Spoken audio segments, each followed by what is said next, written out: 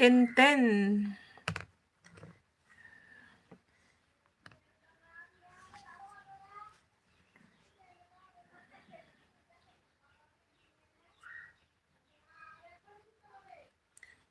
Yan, thank you everyone.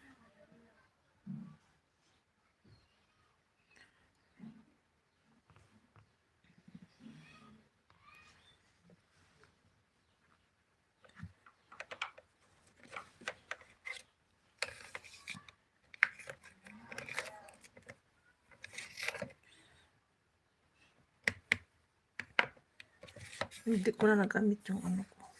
Balik ko na lang yata siguro. Hindi na. Remembrance ko na lang yan.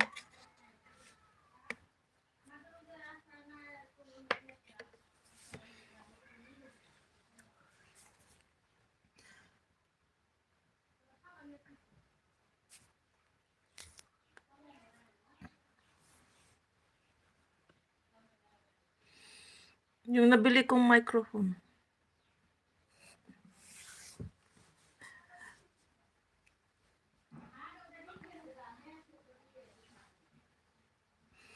Hindi ko naman siya ginamit araw-araw. Mag-zumba, malamig ngayon.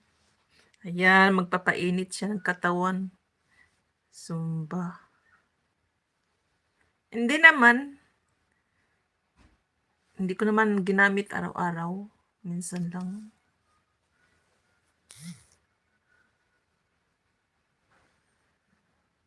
Yan, Zumba. Zumba.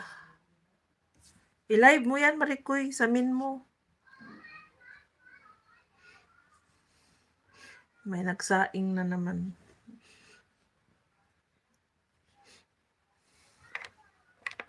I-live mo yung Zumba mo. Samin mo. Ayaw ko. Bakit? Huwag mo lang. I-mute mo lang para hindi marinig yung music. Sayaw-sayaw ka lang. Dami din. CPR, no? Pag ganun.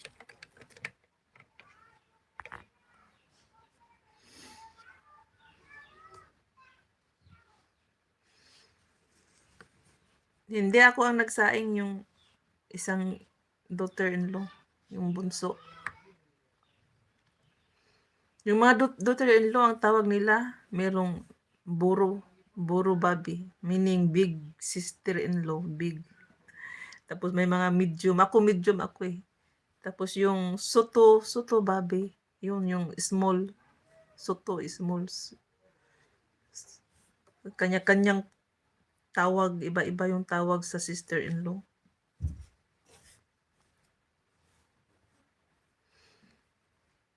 Yan, dito lang. Yan, magluto-luto na kayo ng breakfast nyo dyan. Mag-lunch na kayo dyan, Marikoy Jaris. Chuto. Small. Small siya.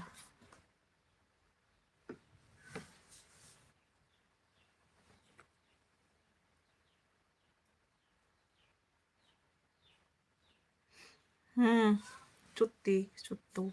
Chuta.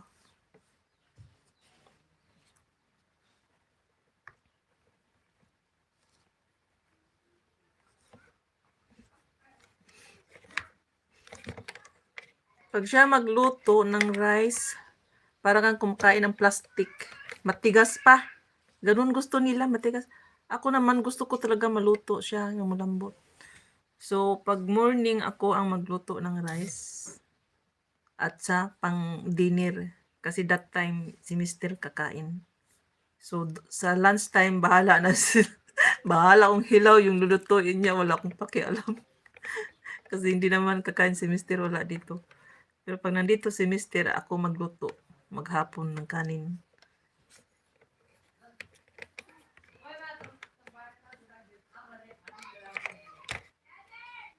Merienda na nga dito. Ay, sarap. Sigurado ko yung merienda mo, kutsinta at puto.